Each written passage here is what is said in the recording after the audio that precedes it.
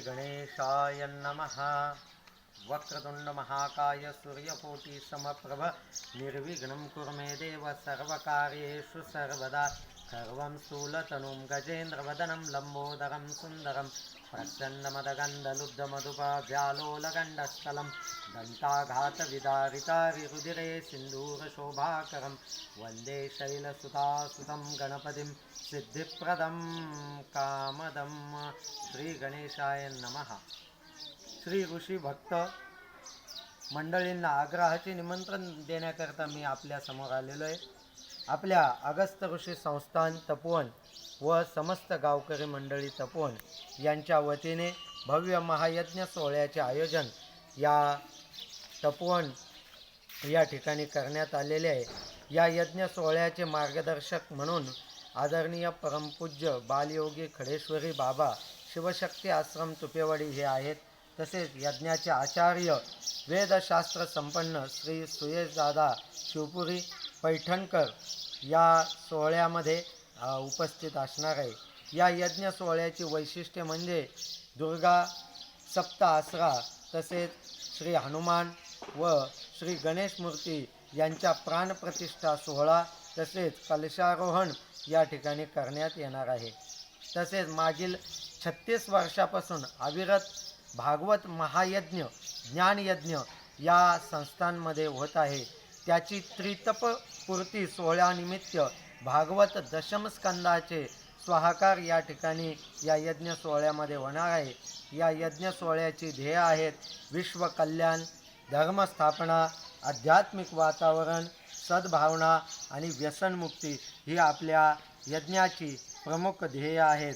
या यज्ञ सोहळ्याचं जे यज्ञस्तंभ पूजन आहे ते 1 मार्च 2026 रोजी सकाळी 10 वाजता होणार आहे आणि प्रत्यक्ष यज्ञाला सुरुवात पंचकुंडात्मक हा यज्ञ सोहळा असणार आहे। प्रत्यक्ष यज्ञाला सुरुवात मात्र 12 मार्च 2026 रोजी सकाळी 9 वाजता नगर प्रदक्षिणा होऊन प्रत्यक्ष यज्ञमंडलाला प्रवेश आणि यज्ञमंडलाचा त्या ठिकाणी द्वारपूजन हे सकाळी 11 वाजता होणार आहे। यामध्ये गणेश पूजन, पुण्याह वाचन, मातृका पूजन, सर्वतोभद्रमंडल पूजन, अग्निस्थापन आणि नवग्रह पूजन इत्यादी या ठिकाणी 1 ते 1:30 वाजेपर्यंत होईल। नंतर दुपारी 2 ते 4 भागवत स्वाहाकार या ठिकाणी 12 मार्चला सुरुवात होणार आहे आणि 16 मार्च 2026 रोजी पूर्णाहुती यज्ञ, प्राणप्रतिष्ठा, मंदिर कलशारोहण सोहळा या ठिकाणी होणार आहे। तरी सर्व भाविक भक्तांनी जास्तीत जास्त यज्ञाचा व ऋषी महाराज यांच्या आशीर्वादाचा लाभ घ्यावा असे आवाहन विश्वस्त मंडळी करीत आहे। या यज्ञपूजेमध्ये सहभागी होण्यासाठी फक्त नाममात्र 1100 रुपयाची देणगी देऊन आपले नाव सुनिश्चित करावे।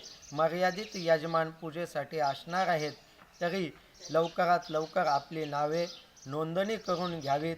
नोंदणीसाठी संपर्क आहे श्री मेंद्रान गुरुजी, श्री ओंकार भाऊ कढवणे, तसेच श्री रुस्तुम पाटील मालुसरे व तसेच श्री सर्जेराव भाऊ जगदाळे।